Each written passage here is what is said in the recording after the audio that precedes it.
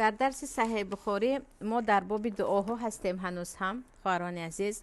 امروز هم یک چند دعاهایی که پیامبر صلی الله علیه و سلم در وقتی غم و اندوه می گفتن و این چونین بعض حدیث هایی که درباره دعا آمده است انشالله همراه شما گفته می گذارم. باز هم پروردگار از جمله عمل کننده ها گرداند. در درس گذشته درباره دعا کردن به برادر و دعا کردن به خواهر مسلمان صحبت کرده بودیم. اینجا خواهران عزیز در باب 21 حضرت بخاری نام باب را میگویند باب لیعظیم مسئلت فانه لا مکره له. وقتی که شما دعا میکنید جدی دعا کنید. اصلا دعایتان رو اگر شود، اگر خواستی شود، نخواستی نه، خدایا فقط به خودت میسپارم، تو چه خیلدانی همون طور انجام ده، این گونه نباید دعا کنیم. کسی الله را مجبور نمی کند. الله همه چیز را به رضایت خودش می کند و برای الله محال است خواسته شما را انجام ندادن. همه خواسته ها را الله قادر است که انجام دهد. فقط بعضی از دعاها هست که با حکمت پروردگار یا دیرتر اجابت می شود یا اینکه اجابتش رو ما در روز قیامت از گرفتن مکافات ها از پروردگارمون نائل می شویم. اینجا پیامبر صلی الله علیه و سلم حدیث از انس ابن مالک است که میگویند اذا دعا احدکم فلیعزم المسئله ولا یقولن اللهم ان شئت فاعطینی فانه لا مستکره له.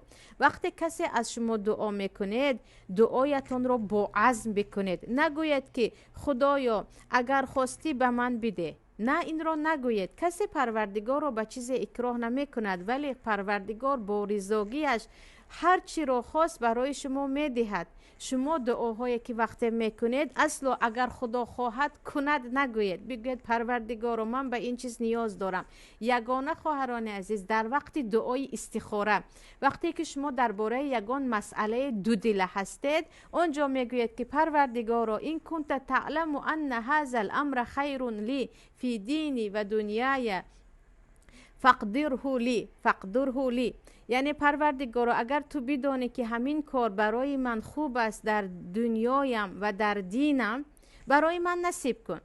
اگر تو بدانی که این کار برای من بد است، واصرفه عنی واصرفنی عنه، آن را از من هم دور کن، مرا هم از او. این را در دعای استخاره میگوید در چیزی که دو دله هستید. اما چیزی که شما برای علم، برای فرزند، برای بایگری، برای هر چی شما اگر دعا کردید، پیامبر میگویند اصلا نگوید که اگر تو خواهی کن. نه، با از پروردگارا من نیاز دارم، پروردگارا به جز تو کسی ندارم، دعای مرا اجابت کن. گویان به الله جدی با تمام خواهشاتان دعا کنید.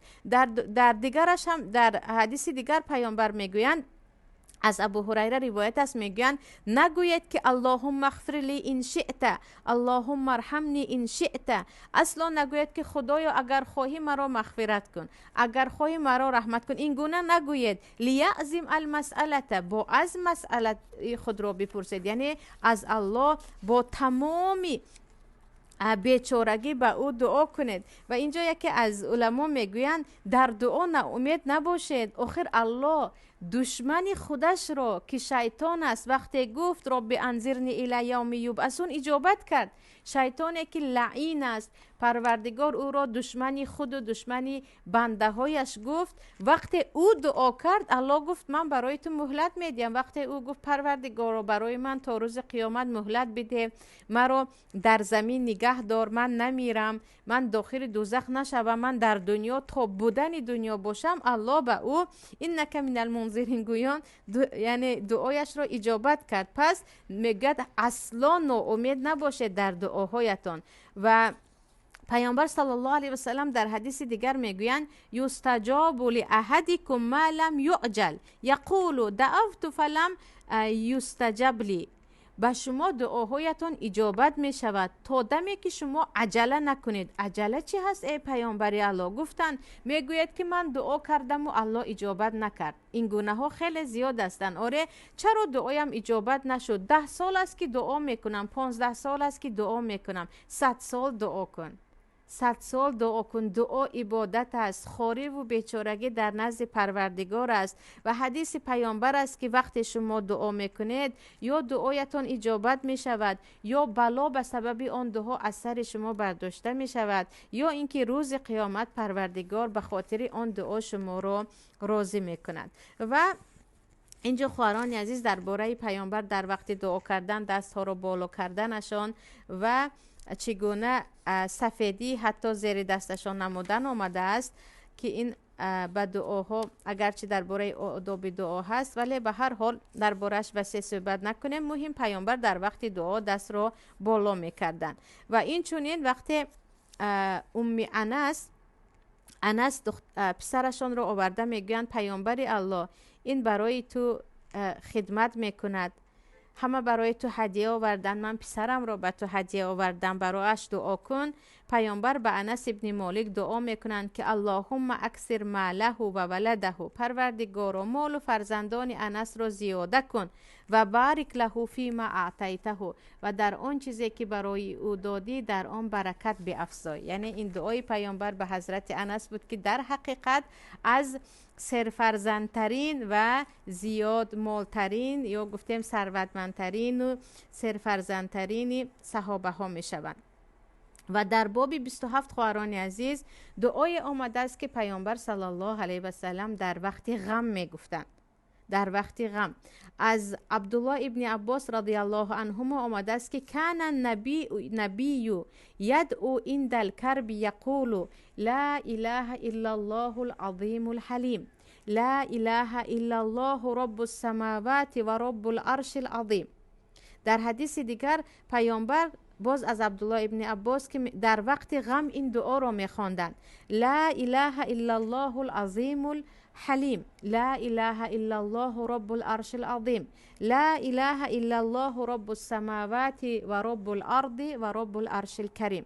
وقتی به پیامبر صلی الله علیه و سلم غم و اندوه می آمد، مصیبت می آمد، این دعا را می‌کردند، لا اله الا الله العظیم الحلیم، نیست خدای بجز الله که او بزرگ است، الله ما بزرگ است، او به همه چیز قادر است، حلیم است، او اگرچه میتواند در وقت گناه ما را مؤاخذه کند، بالای ما جزا فرستد، ولی پروردگار زود ما را مؤاخذه نمی کند و ما مهلت می دهد، توبه های ما را قبول می کند، حلیم است و نیست پروردگار، نیست خدای بجز الله که او پروردگار عرش بزرگ است و نیست خدای بجز الله که او پروردگار آسمان ها و زمین و پروردگار عرش بزرگ است. یعنی این دعای بود که پیامبر با کلمه های توحید و صفت های پروردگار می گفتند. بعضی از علما می گویند پیامبر این دعا را می گفتند، لا اله الا الله،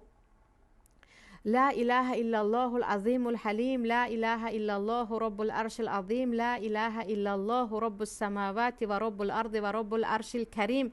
این را می گفتند و سپس دعا می کردند. یعنی وقتی که مشکلی بالایشان می آمد اول این دعا را می گفتند، بعد از این پروردگار را این مصیبت را از سر ما بردار، این مشکلی را از من برطرف کن، گویان دعا میکردند. پس خواندن این دعا خواهران عزیز در وقت مشکلی ها، هر وقتی که دلتون به تنگی آمد که هر روز یک مشکلی هست، آخر زمان است دیگر، هر روز یک مصیبتی هست آمد، این دعا را بخوانید.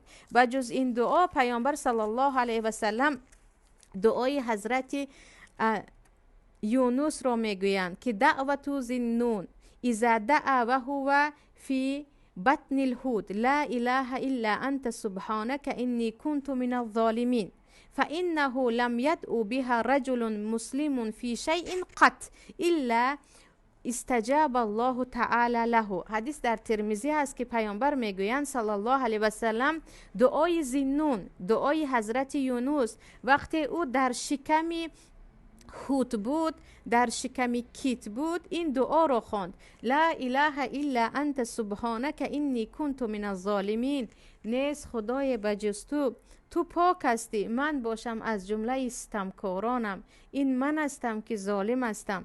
پروردگارا سبحان الله، این دعا کردن نهایت تواضع و فروتنی هست که در مشکلات هم به جای این که بگو که ای خدایا من اینقدر نماز خواندم، اینقدر دعا کردم، من اصلا همیشه در راحت بودم، چرا این رو به من فرستادی؟ نه، پروردگارا این من هستم که ظالمم، این من هستم که به حق تو نرسیدم، این من هستم که عبادت خوبی تو را نکردم. این دعای پیامبر بود که در شکم هود وقتی که در راه دعوت به الله به شکم هود افتید این دعا را خواند: لا اله الا انت سبحانك انی کنت من الظالمین. پیامبر میگویند اگر مسلمان این دعا را بخواند حتما دعایش اجابت می شود. یعنی هیچ شک نیست وقتی به مصیبت گرفتار شده ای این دعا را بخوانی و سپس دعا کنی. و اینجا خواهران عزیز در آداب دعا آمده است، خیلی گفتم وقتی به پروردگار دعا میکنی صفتهای پروردگار را بگو که پروردگارم تو رحمانی، رحیمی، مهربانی. پروردگار تا امروز چقدر در حقت ناسپاسی کردم، ناشکری کردم، چقدر حقهای تو را پایمال کردم ولی باز هم بزرگی کردی. این بار هم مشکلی ها را از من برآورده کن. و این لا اله الا انت سبحانک انی کنت من الظالمین تمام این معناها را دارد که پروردگارا من از ظالمان بودم، من از بنده های خوبی تو نبودم، ولی به جز تو هیچ کسم نیست، هر کی باشم هم در نزد تو من یک بنده هستم و تو پروردگارمی، به جز تو هیچ کس را ندارم که به من کمک کنی. و این دعایی که بود دعای حضرت یونس بود که پیامبر صلی الله علیه و سلم میگویند اگر این دعا را خواندید بدانید که دعای شما اجابت می شود. و دعای دیگر هم هست در سنن ابو داود خواهران عزیز، دعوات المکروب، یعنی دعای انسان هایی که در غم و اندوه هستند. پیامبر صلی الله علیه و سلم میگویند در وقتی کرب یا غم این دعا را بخوانید: اللهم رحمتک ارجو فلا تکلنی الی نفسی طرفت عینی و اصلح لی شأنی کله لا اله الا انت. پروردگارا من امید به رحمت تو دارم، مرا لحظه به حال خودم نگذار، حتی به اندازه پوشیدن چشم باشد یا گفتم یک مژگان زدن باشد، تمام کارهای مرا خودت به سامان برسان. لا اله الا انت، و جز تو هیچ خدای نیست، و جز تو هیچ معبود نیست. پروردگارا به جز تو کسی نیست که مشکلی های مرا برآورده کند. این بود خواهران عزیز، حتما توصیه می دهم چقدر وقتی غمتون آمد، مشکلیتون شد که دنیا دیگر به مشکلی نیست، لذت های دنیا با صبر کردن در مشکلی هایش هست. به جای یک زنگ زده به خواهرتون شکایت کردن، یک علمتون رو از فرزندتون گرفتن، یک جنگ و جنجال برپا کردن در خانه، این دعاها رو بخوانید: لا اله الا الله العظیم الحلیم، لا اله الا الله رب العرش العظیم، لا اله الا الله رب السماوات و رب الارض و رب العرش الکریم، لا اله الا انت سبحانک انی کنت من الظالمین، اللهم رحمتك ارجو ولا تکلنی الی نفسی طرفت عینی، لا اله الا انت. یعنی حتما این دعاها رو پای در پای بخوانید. پیامبر صلی الله علیه و سلم اصلا دروغ نمیگویند. مشکلی هایتان برآورده می شود اگرچه پس از مدت باشد. بعضا این رحمت پروردگار است که تا ما به خود آیم شکسته شدن خود را در نزد پروردگار نشان بدهیم، بیچارگی همون را نشان دهیم. غم ها و مصیبت ها کمی طولانی میکشد، ولی این مژده پروردگار است که این مع العسر یسرا، هر مشکلی ها همراه خود آسانی دارد. این دعاهای کرب بود خواهران عزیز، حتما توصیه میکنم حفظ کنید. انشاءالله خواهر عزیز ما یکی از شاگردانمان که همیشه در کمک هستند این دعاها رو می نویسند، من در زیر نوار و به گروه ها باز روان میکنم باذن الله.